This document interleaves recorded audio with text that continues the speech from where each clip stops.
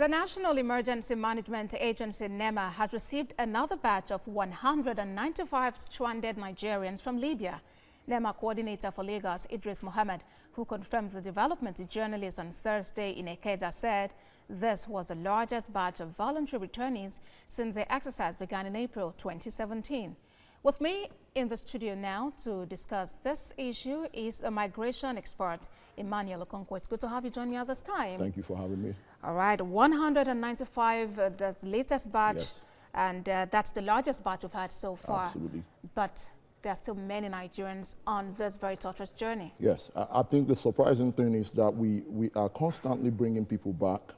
And once we brought people back, the thinking is that this is the last batch. And then suddenly you have another 100, then you have another 200. And then you can't help but wonder who actually knows exactly the number of Nigerians who are caught up in this nightmare in Libya. So that's really worrying.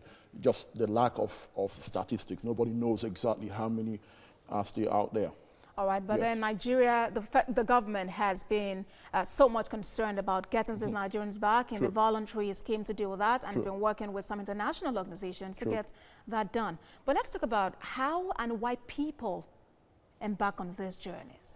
Well, it's simple. There's something in the human nature that migration, if where you are, if you're not feeling well where you are, if you feel hopeless, even if the hopelessness is not real, even if it's imagined, there's a tendency to just go where you think you can find something for yourself. And that's a natural, animals have it. If you go to the Serengeti, winter they head down somewhere, summer they come back to somewhere else.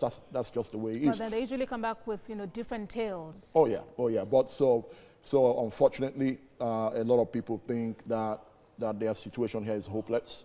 And once we don't do anything to address that hopelessness in our country, people will continue to make these dangerous journeys. So let's talk about giving hope, because this migration, this issue of movement causes brain drain back home. Absolutely. And then in the cases where people are out there and suffering and they have to be brought back, some with very severe medical complications, it's disturbing. How do we restore hope? Well, the thing is to almost address this as a national emergency. I'm not quite sure we're seeing it as, we say these things, we talk about brain drain, but we've never addressed this at the level of a national emergency. We've got people leaving our nation, traveling dangerously. A lot of 95% of them will not get to where they're going to get to. They're dying on that journey. So the first thing is to kind of raise the level of importance of this. Then the second thing is on a very tactical level,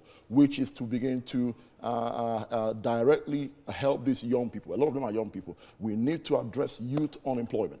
Youth unemployment is what's driving dangerous immigration, and that's what I'm engaged in. The only way you go to these young people and say, listen, don't make the journey to Libya, you're wasting your time. But if you go to them and you say, listen, okay, I'm going to help you start a business, that's the only way you can get them to start reasoning with you. Yes. All right, then, migration expert Emmanuel Okonkwo, it's good to have you join us at this time. We hope we can make the needed change. Yeah, thank you. Thank you very much.